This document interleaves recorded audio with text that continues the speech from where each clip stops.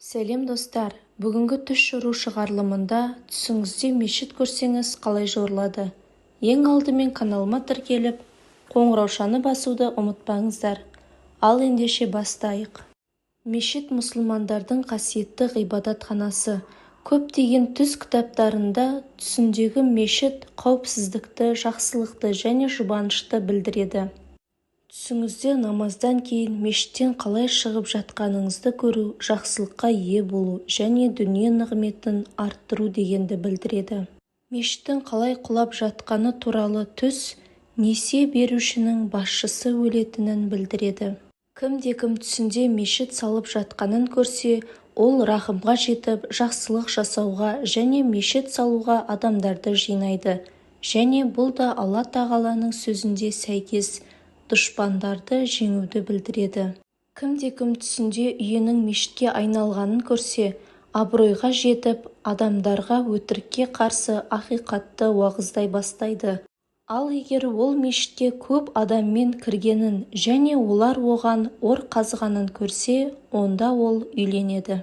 Түсіңізде өлген адамның мешітте екенін көрсеңіз, бұл оның азаптан қорғалғанын білдіреді. Өйткені мешіт қауіпсіздікті білдіреді.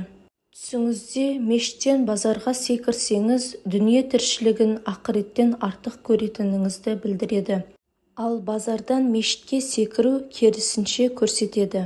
Кім-кім түсінде мешітте немесе намаз кезінде сақина тауып, сонымен бірге шын мәнінде ақшаны бейнелейтін нәрсені көрсе, бұл Алла тағала мақұлдаған көп ақшаны болжайды.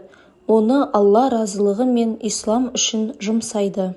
Кім-кім түсінде шіркеу қызметкерлері келетін берік салынған мешітті көрсе, онда мешітті түсірілген аят бойынша Алла тағаланы мадақтау үшін адамдарды жақсылыққа жинайтын білімді адамдарды білдіреді. Түсінде мешіттің моншаға айналғаны туралы түс жасырын адамның әділетсіз істер істеп жатқанын білдіреді. Егер әйел адам мешітте дұға етіп жатқанын армандайтын болса, ол ер бала туады. Егер сіз түсіңізде мешітте болсаңыз, онда тағдыр сізді барлық бақытсыздықтардан, қиындықтар мен қиыншылықтардан құтқарады. Сіздің өміріңіз тыныш өтеді. Меккеге келіп, бірден мешітке бару отбасылық қарым-қатынасты жақсартуды білдіреді. Ер адамдар үшін мешіттің кіреберіс алдында тұру және кіруге қорқу демалу қажеттілігіне. Онда Құран оқысаңыз, жағымды тосынсыйды білдіреді.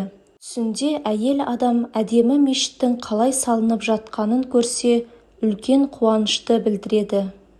Достар, осымен бүгінгі түс жору шығарылымы аяқталды. Видео ұнаса лайк басып, каналыма тіркелуді ұмытпаңыздар. Келесі кездескенше сау саламатта болыңыздар.